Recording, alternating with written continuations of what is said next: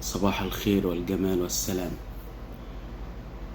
مفيش حاجة اسمها حب أخي الفاضل وأختي الفاضلة، علشان ما تهروش كتير، لأن سبحان الله يعني انتوا مفيش وراكوا غير الهري.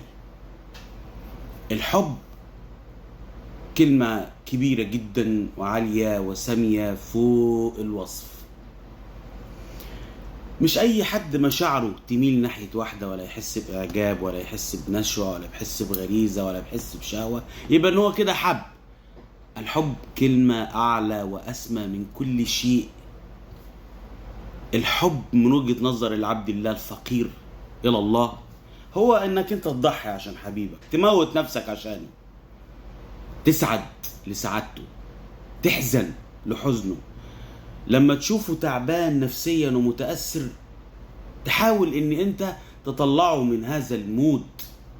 خلاص أنت فهمت حبيبك، فهمته، أنت فهمت هو إيه سلوكه، إيه اللي بيزعله، إيه اللي بيحزنه، إيه اللي بيجرحه، إيه اللي بيسعده. يقول نزار قباني في الحب: أأنت الذي يا حبيبي نقلت لزرق العصافير أخبارنا، فجاءت جموعا جموعا تدق مناقيرها الحمر شباكنا، وتغرق مضجعنا ذقذقات، وتملأ بالقش أبوابنا. ومن قص قصتنا للفراش، ومن قص قصتنا للفراش فراح يلاحق أخبارنا. وهل أخبر النحل عن دارنا، ومن أخبر النحل عن دارنا فجاء يقاسمنا دارنا.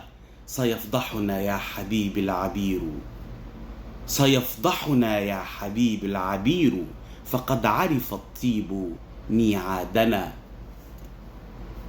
هو ده الحب، إن محدش يعرف عنك شيء أنت وحبيبك، مش إنك تحكي على الملأ هنا وهنا وهنا وهنا. هو ده الحب.